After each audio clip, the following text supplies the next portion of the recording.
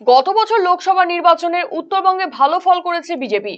এবার বছর ঘুরলেই রাজ্য বিধানসভা নির্বাচন, সেই দিকে তাকিয়ে দলের সংগঠন মজবুত এবং শক্তি বৃদ্ধির লক্ষ্যে একাধিক জেলা সভাপতির পদে রদবদল করেছে বিজেপি। যদিও দক্ষিণ দিনাজপুরে পুনরায় জেলা সভাপতি পদে নির্বাচিত হলেন স্বরূপ চৌধুরী। শুক্রবার জেলা সভাপতিদের নতুন তালিকা ঘোষণা করেন দলের রাজ্য রিটার্নিং অফিসার তথা বিধায়ক দীপক বর্মন।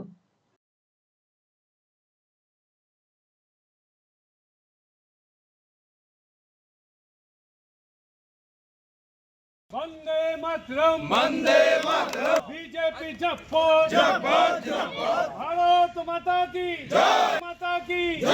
भारत माता की स्वागतम নমস্কার।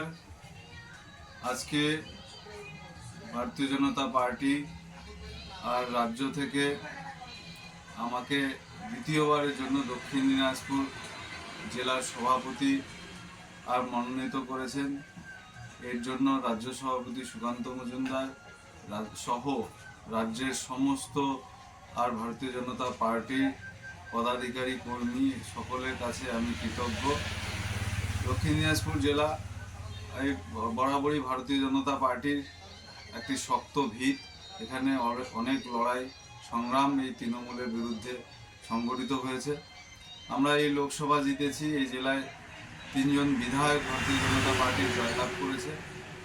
আমার প্রচেষ্টা থাকবে আগামী নির্বাচনে দক্ষিণ দিনাজপুর জেলায় যাতে 6টি বিধানসভায় ভারতীয় জনতা পার্টি ভালো ফল করে এবং ভারতীয় জনতা পার্টির সকল কার্যকর্তা কর্মী সাধারণ মানুষ সকলকে নিয়ে আমি কাজ করার জন্য অঙ্গীকারবদ্ধ।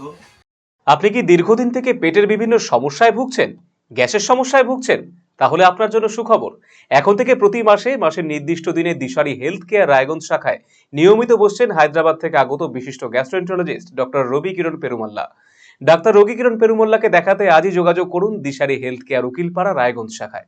যোগাযোগ করুন 7477785509 7477785512 এই নম্বরে।